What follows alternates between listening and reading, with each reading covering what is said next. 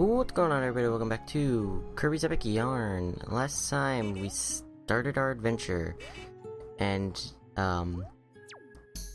decided to help Prince Fluff, I believe his name was. It's been over a day since I recorded this.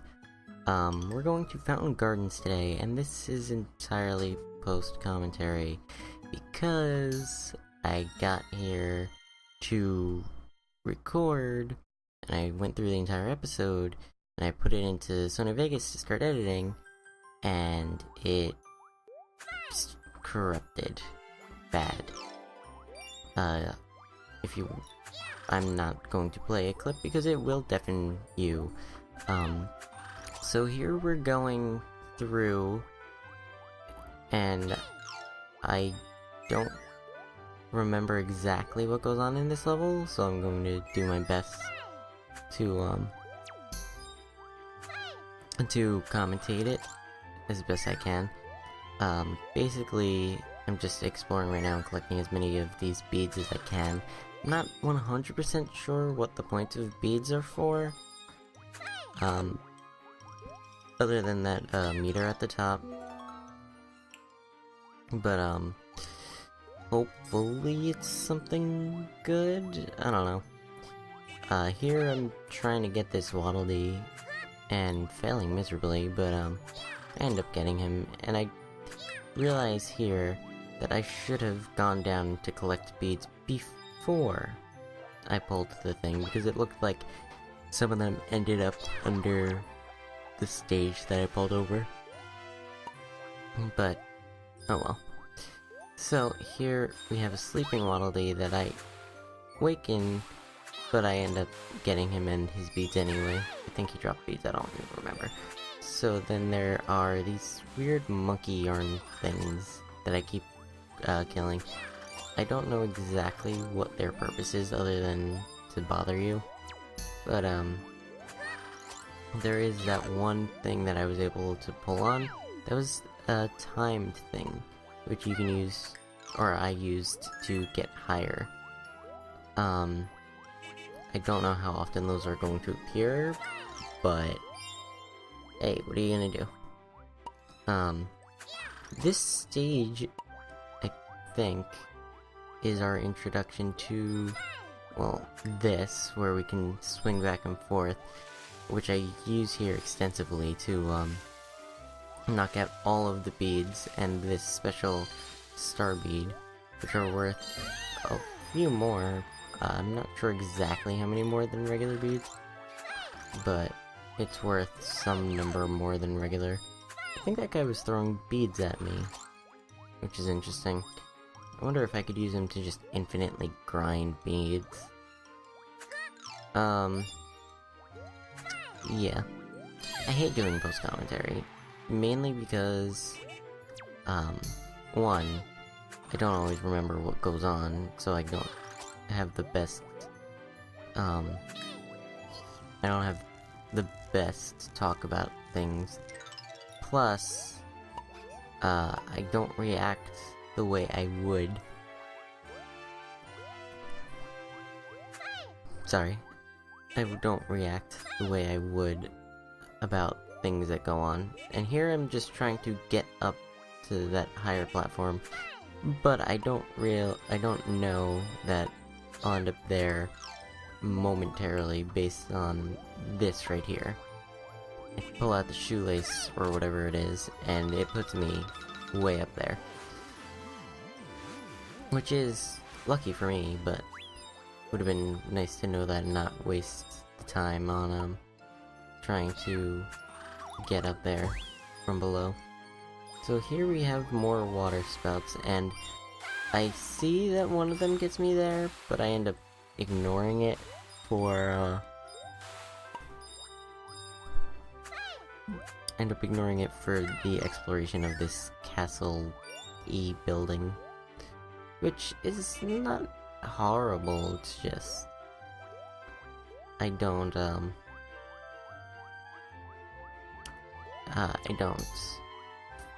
remember that it's there until I end up going down and around to back through the castle twice, because the first time, as you saw, I was on the right, and that was the way forward, but it didn't let me collect everything that was to collect, and I end up seeing these clouds before I remember that I can go on the water spouts, which, let me tell you, the ability to walk on clouds makes this one of the greatest games I've played in a while. I feel like I'm, like, preaching to nobody, but dear lord, this game is a lot of fun, and I wish that the commentary hadn't corrupted, because I would have loved to release this with its proper commentary, but alas, it, if I try to play it back, it's just really high-pitched screeching.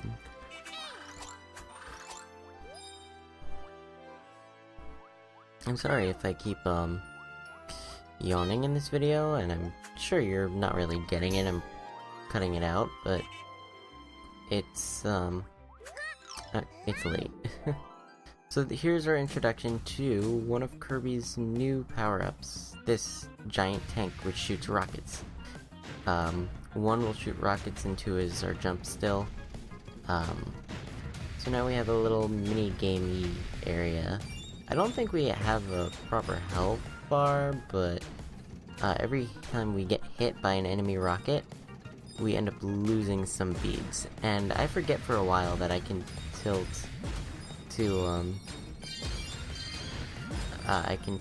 to change the way I'm aiming. I do it accidentally, and that's how I end up remembering. I think hitting the enemy will also kill it, but if we hit their rockets, we still take the damage. So here I decide to just start spamming, which ultimately gets me pretty far. I end up coming back here to grab those extra beads because I don't feel like dropping below the gold. And I ended up hitting that one that was up in the air, and I'm getting the bead it dropped, and then killing the Waddle Dee who kept throwing the rockets. So here I have the predicament of there being a Waddle Dee up top and the flying enemy, I forget their name, dropping one on me.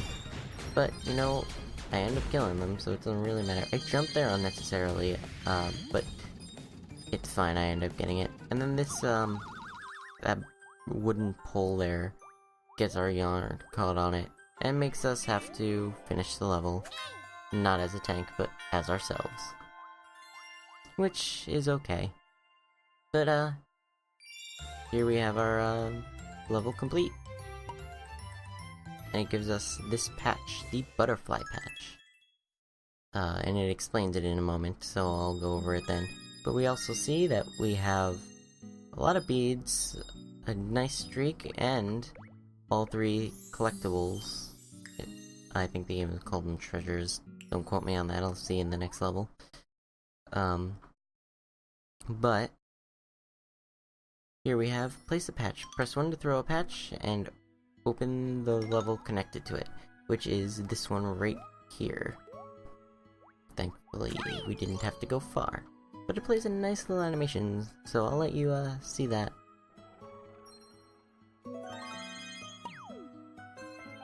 So here we have Flower Fields. And this game saves a lot, dear lord, it, like, gets annoying. Like, it saves every 5 minutes, which is good if you're just playing, but if you're trying to record like me, you have to, not do that very often. So here we have more of this, the, swinging on things to, get through and collect stuff, which is a lot of this level, if I recall. So here we have this, flower thing, which, sprouts one of its petals when you step or touch near it, the place on the wheel that has the, petal. And every petal will spawn a bead. And here I'm just going around the circle, making it rotate to give me enough beads, or all of its beads rather. And I grabbed the Waddle Dee, thinking that it was gonna sprout a flower petal for the Waddle Dee hitting it, but no, it didn't. And I just go around and collect all of the beads on all the flowers, and get really sad that I don't have the original commentary because I have no idea what I was talking about here, and there's still so much time left in this video. So here I go swinging on more flowers, and I see down below something that catches my eye. I think this is where I noticed it. Maybe? Yeah. There are... I don't know, maybe not. But there are bigger flower wheels down below that we could get. And I do end up getting them, just not yet. Yeah, see here now I'm starting to get them. From the look of it, there isn't anything on it, though I may have missed that. And then this one is interesting. It can be a car, and it just kept rotating without me having to get actually on it, which was interesting. But the one down there on the ground didn't spawn beads, but this one up in the air does. Words. So here I am, just going and collecting them. And then Kardashing. Kadashing? Crashing. I don't know. I go around platforming for stuff. Mainly beads. Primarily beads. So here's one of those monsters that was attacking Prince Fluff in the first episode. They are pretty easy to take care of, as you can see. So, introducing new enemies made of buttons, as well as the ability to swing on dandelions. Well, dandelion flowers. While we're, while it's flying away. Which is an interesting ability. Now, you see here, it's starting to rain, and I was wondering while the recording if the rain would affect us any, but I don't think it does, because we can also go in water, as we see, well, one right here, but I believe we saw it in the previous level as well. But, it doesn't matter. And I vaguely remembered going faster while holding something, and I thought it was just the fact that I was holding a thing that made me go faster, but it wasn't. I had pressed 2, I guess. That was the introduction of our umbrella Waddle Dees, which are, from what I recall, fairly regular, I think. So this exclamation point, I'm not quite sure how many there might be, but it goes somewhere on the stage and lets you pull down, background things. Oh well. We'll see how many we end up seeing. I opted not to kill that monster, which is surprising. I thought I did, but, here we have more dandelion floating? I don't know what word I'm thinking of, but floating works. We're just slowly making our way through the level. We have gold already, so if we go to the end, I think we're good. We also have all three of the collectibles, I believe. And now this is another new, power transformation. We can become a yarn UFO and travel around. This here, I end up getting confused for a minute, trying to see what it, how I'm supposed to get it to work. I have to suck up the, clear, ones, the clear blocks, and then when the top is, sparking, then you can let out an electric shock that breaks everything on screen and kills all enemies on screen. And I'm sure there's a bit of a range for that. You can also suck up beads that are out in the open, which is pretty helpful. 3 blocks seems to charge you enough to let off a shock, which is good. Don't waste your time here like I did. Just suck them up with the thing if you're gonna end up playing. Assuming that you haven't played already or are playing again sometime soon. Suck them up like this set, and don't risk falling into those spiked enemies. I don't know what they're called. I'm sure they have a name, I just don't remember. I like how the Waddle Dee made a face like as he was running. So now here are some bees which hurt a lot. A freaking lot. I don't know if hitting the bee made us lose the Waddle Dees we sucked up or they respawned, but I wasn't expecting to see more Waddle Dees when I dropped down to recollect my beads. Also, I don't know how I dropped that one. A little surprising. So 3 enemies will also reset your thing. And this is where I learned that it kills enemies. But that is the end of this level, so we can just grab our bell and once again get the 2 instead of the big bonus. I will end up with that big bonus eventually. Just not today, unfortunately. So, let us see what we got. 3,900 beads. Very nice. And all 3 treasures, which gives us another 300.